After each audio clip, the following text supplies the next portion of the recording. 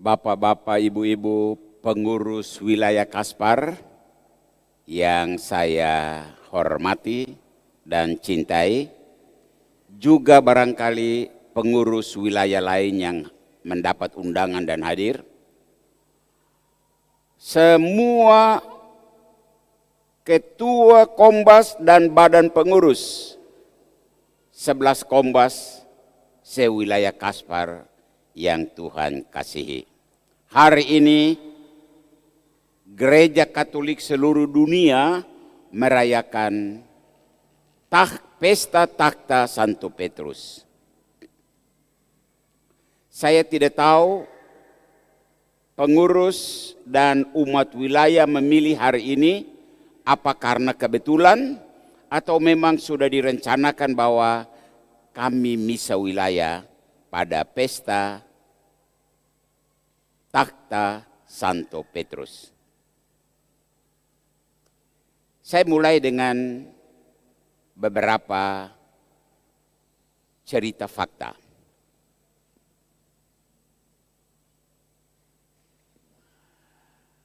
Seorang kepala dinas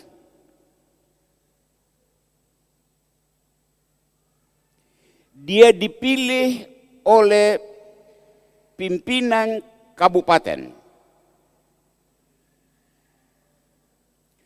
karena ada sejumlah hal yang dilihat dalam diri orang itu pantas untuk menjadi pimpinan OPD.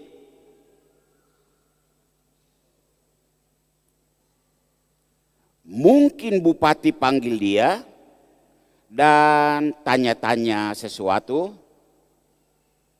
Mungkin bupati tanya orang-orang menyangkut calon kepala dinas itu. Menyangkut banyak hal, tetapi yang pasti adalah pertama menyangkut dia punya kemampuan intelektual. Dan kemampuan intelektual tidak sama dengan ijazah. Ada orang punya ijazah seabrek tapi bodoh.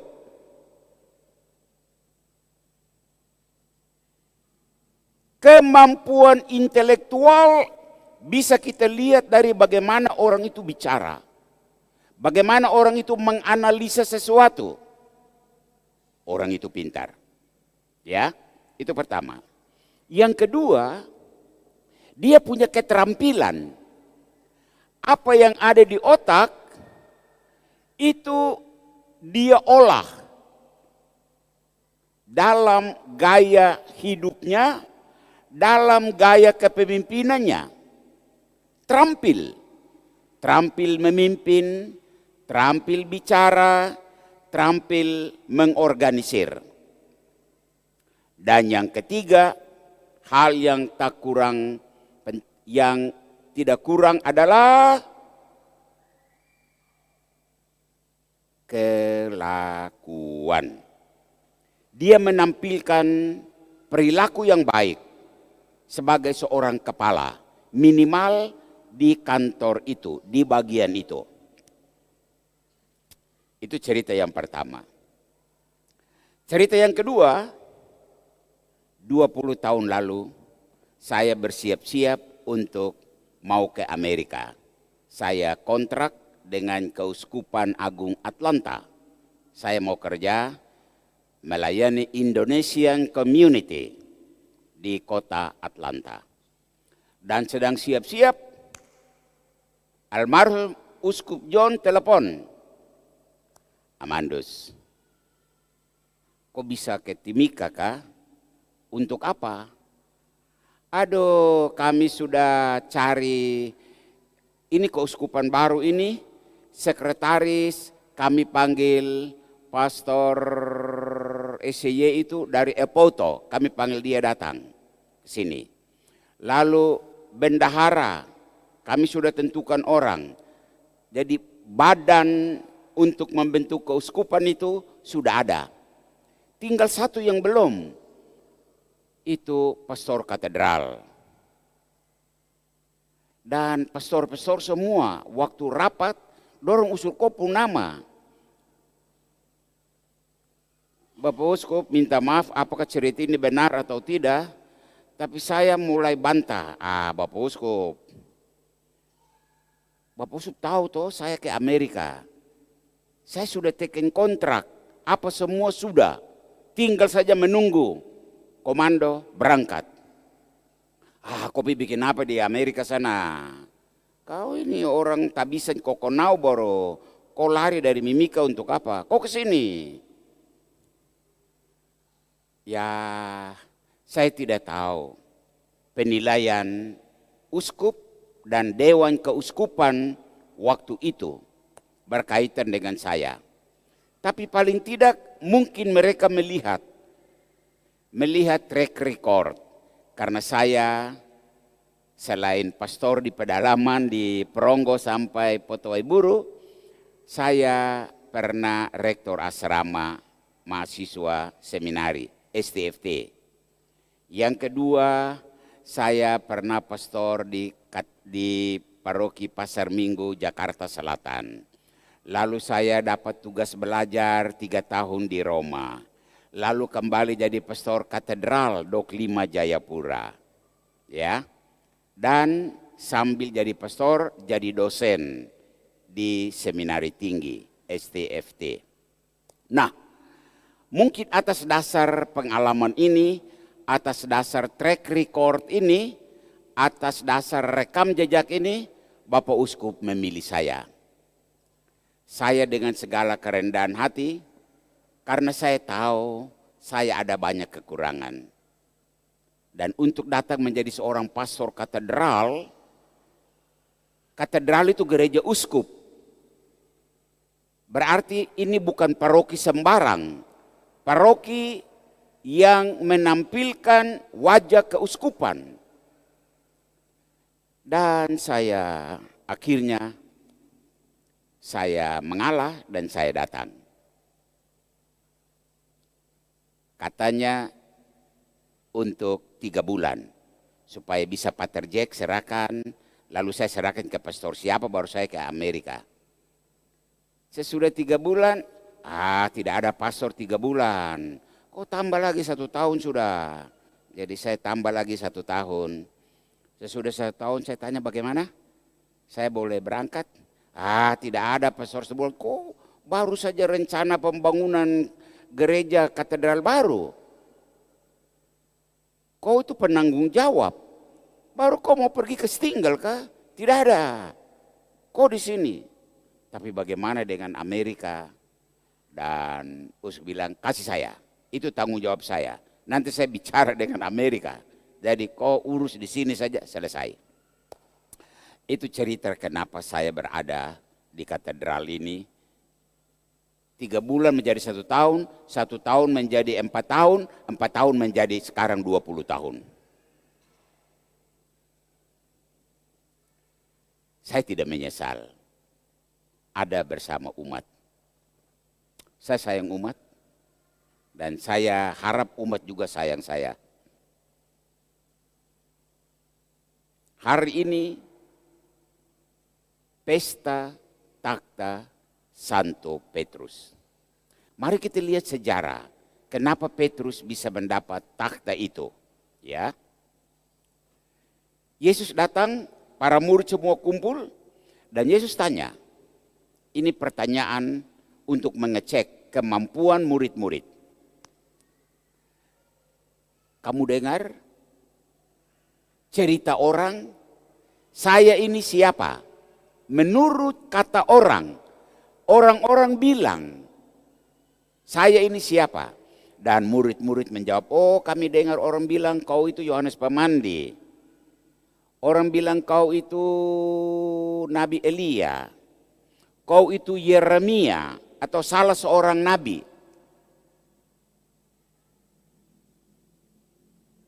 Oh begitu. Orang berpikiran begitu. Tapi kamu sendiri, saya punya murid-murid. menurut kamu saya ini siapa? Dari 12 rasul, Petrus yang berdiri. Dan dia menjawab, engkau adalah Mesias. Semua diam. Mesias itu gelar tertinggi. Tuhan Allah. Jawabannya benar, maka Yesus membalas jawaban Petrus yang benar itu. Petrus, engkau menyebut saya Mesias, saya sekarang kembali menyebut Anda. Engkau adalah Petrus, batu karang, wadas, dan di atas batu karang ini saya akan mendirikan gerejaku. Kepadamu saya akan kasih kunci kerajaan surga. Pintu terbuka atau tertutup tergantung dari kau. Kalau engkau melepaskan dosa orang dihapuskan. Kalau engkau mengikat, dosanya terikat. Inilah cerita seputar pengalaman dan cerita Injil tadi. Sekarang saya ingin menyapa bapak-bapak, ibu-ibu, pengurus wilayah dan pengurus Kombas. Anda dipilih oleh umatmu di wilayah menjadi pengurus, bukan tanpa alasan. Pasti umat melihat bahwa orang ini cocok untuk memimpin. Dan syarat dari seorang pemimpin adalah dia punya daya nalar yang tinggi, mampu untuk membaca situasi. Yang tadi pastor bilang daya intelektual. Bukan ijazah, tapi kemampuan untuk menganalisa intelek. Kedua, orang itu terampil untuk mengatur. Ya, keterampilan. Dan yang ketiga, orang itu baik. Baik. Baik sama semua orang. Hal yang sama berlaku untuk para pengurus Kombas. Anda dipilih bukan sembarang dipilih, tapi dipilih karena Anda memenuhi syarat. 3 syarat tadi. Dan karena 3 syarat itu memenuhi syarat seperti Petrus yang menjawab betul kepada Petrus. Maka, masih ingat di hari pelantikanmu, dilantik menjadi pengurus Kombas, dilantik diurus sebagai pengurus wilayah, Anda mengucapkan janji.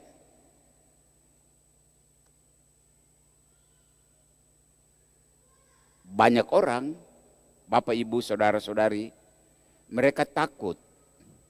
Takut untuk menjadi pengurus wilayah, takut untuk menjadi pengurus Kombas. Kenapa? Aduh, saya punya banyak kekurangan ada. Saya punya anak hidup tidak baik. Saya punya istri hidup tidak baik. Saya punya suami hidup tidak baik. Saya punya keluarga nama jelek. Hei, kamu dengar? Petrus itu bukan manusia sempurna. Manusia dengan banyak kekurangan. Dan kekurangan yang paling fatal adalah di saat Yesus berdiri di depan pengadilan, Yesus diadili, Petrus mengancungkan tangan tinggi-tinggi dan dia menyangkal Yesus. Lihat, tidak sempurna ternyata Petrus. Tetapi ketidaksempurnaan itu tidak meniadakan takhta yang sudah diberikan oleh Yesus. Anda tidak sempurna. Ketua wilayah, pengurus wilayah, ketua Kombas, pengurus Kombas, Anda tidak sempurna. Tetapi ketidaksempurnaan itu tidak meniadakan acara pelantikan di hadapan umat supaya Anda berdiri di takhta itu. Mari kita belajar dari Petrus. Cerita Petrus berakhir happy end. Indah sekali. Yesus sudah naik ke surga. Ajaran Yesus disebarkan termasuk Petrus. Petrus dia sampai ke Roma. Dan di Roma umat Kristiani dihambat. Petrus lagi-lagi menampilkan kelemahannya. Dia mau melarikan diri dari Roma. Dan dia mengikuti sebuah jalan, yang jalan itu sekarang dikasih nama Quo Vadis. Itu di pinggir kota Roma. Petrus mau melarikan diri. Dan Yesus tiba-tiba hadir di depan dia. Petrus, kau kemana? Engkau hendak kemana? Itu, nama jalan itu. Bahasa Latin, Quo Vadis. Engkau hendak kemana? Petrus tunduk.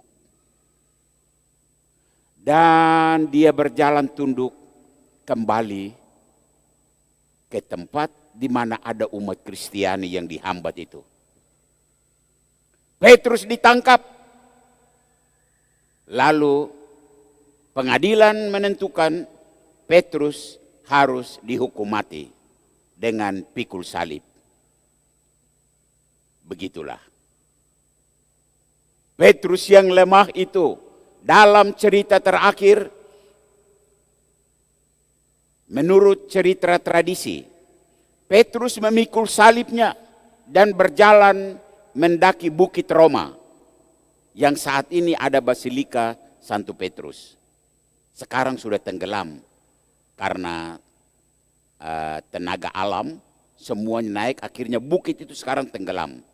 Dan bukit itu saat ini adalah kubur Santo Petrus. Dan Petrus memikul salib itu, dia naik sampai di sana, dia dipaku, mau disalibkan, ada permintaan dari Petrus. Kalau bisa, salibkan saya, kaki di bawah, kepala di bawah, kaki di atas. Saya merasa saya tidak layak untuk disalibkan dalam posisi seperti Yesus, Guru dan Tuhanku. Salibkanlah saya, kepala di bawah, kaki di atas. Umat wilayah Kaspar yang Tuhan kasih, itulah cerita Kaspar dan cerita umat Kaspar dengan segala pergumulan, ketua wilayah, ketua Kombas, kita perhadapkan dengan cerita Petrus. Jangan pernah mundur karena hanya ada kekurangan. Petrus tidak mundur. Memang dia berusaha untuk mundur. Quo Vadis, jalan itu menjadi saksi. Tapi setelah bertemu Yesus, dia kembali dan memikul salib sampai semuanya berakhir indah. Malam hari ini kita mengadakan misa wilayah pada pesta Takhta Santo Petrus. Harapan pastor, pengurus wilayah, kuatkan dirimu. Pengurus Kombas, kuatkan hatimu. Engkau seperti Petrus dalam segala kelemahan dan kekurangan. Akhirilah perjalanan salib ini sampai engkau memenangkannya. Doa pastor dan doa kami umat wilayah untuk Anda semua, pengurus wilayah dan pengurus Kombas. Tuhan memberkatimu. Amin. Amin.